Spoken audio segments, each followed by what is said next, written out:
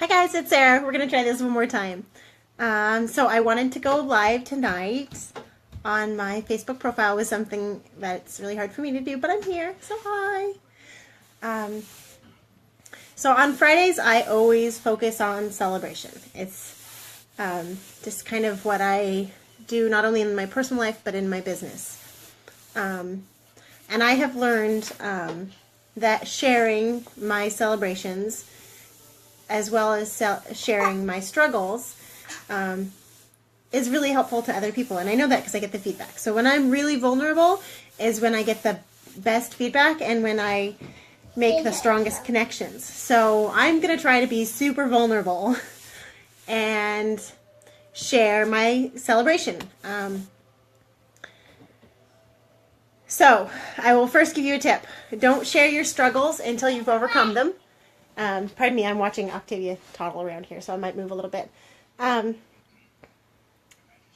So as everyone knows, I have 6 kids. 5 of them are at home, and 1 of them has already moved out, which for us means right next door at Grandma's house. And being a parent, Hi, Anthony!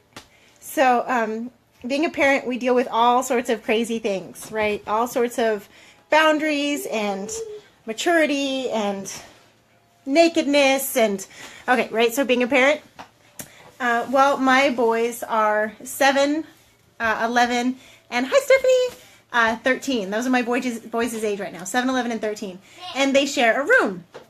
It's a fairly large loft-sized room. We got a call yesterday that it had been reported that we had some inappropriate touching going and they needed to come interview all of my children. Wah, wah. And I cried and I felt embarrassed and he asked me if I had heard anything about that. I said, no, absolutely not. None of my kids have told me that any of them have been touching. No one has told me that's been going on. I am aware there was some flashing. Again, I have a 6-year-old little boy. I said, but I'm not aware of any kind of touching. He's like, okay, no worries. So when's a good time? When do you work? I'm like, I'm home all the time. They get home from school at 3:45. He's like, awesome. Can I come over tomorrow at 3 and have a talk with you? I'm like, that would be just fine. So today I got to sit down and have an awesome conversation with Hudson. And basically walk him around and say, this is my life. I'm a mom. This is our home. Welcome. This is how our routine goes. And he interviewed everybody. And, you know, what happened is that the 11-year-old had kicked the 6-year-old in the genitalia. And the 6-year-old told his teacher. And the teacher's a mandatory reporter. Now, he didn't tell me this, of course. But through talking with the children, because we're all open and talk about things all the time, that's what happened.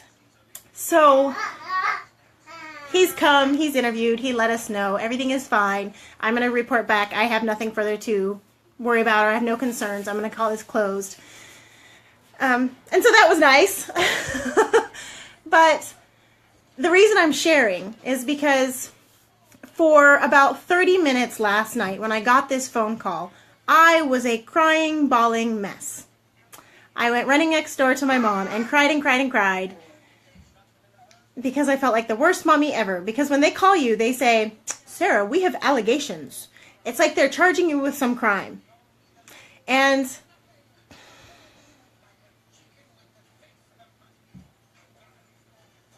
being a parent is really difficult. We're raising happy, healthy human beings to be individual, unique, and they have all sorts of different challenges.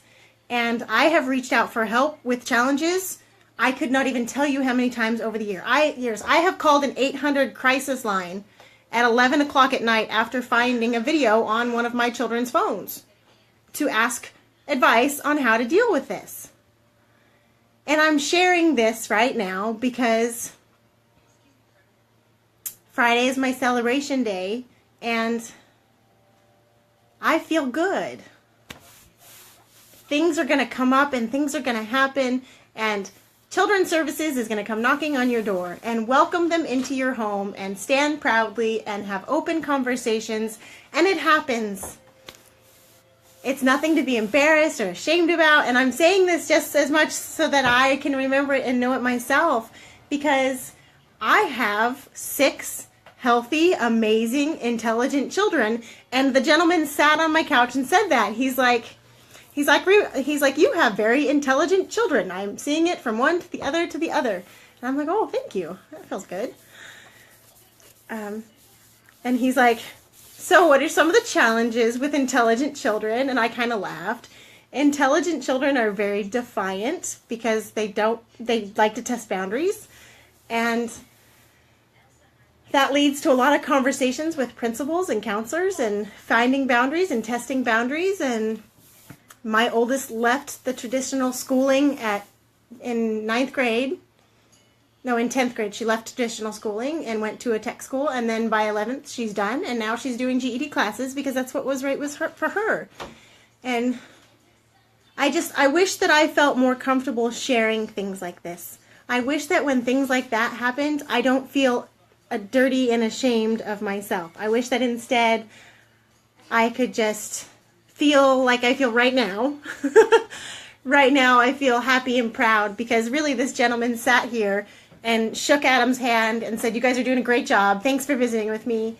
And it felt amazing. Even though the reason that he needed to come is not a good reason and we need to set new boundaries and we have to teach the 11-year-old that's inappropriate. It was such a good, positive thing. And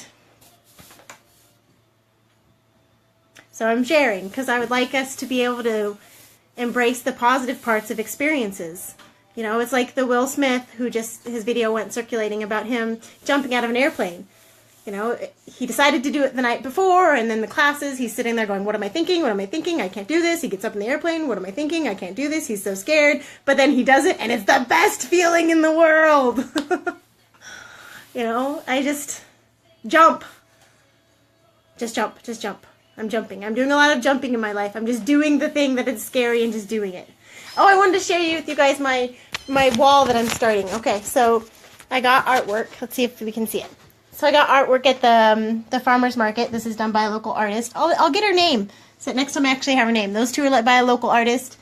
And this is my little, it says, and now I'll do what's best for me. And then I wanted to also show you my affirmation poster. It's in my branding colors. Can we see it? Can we see it?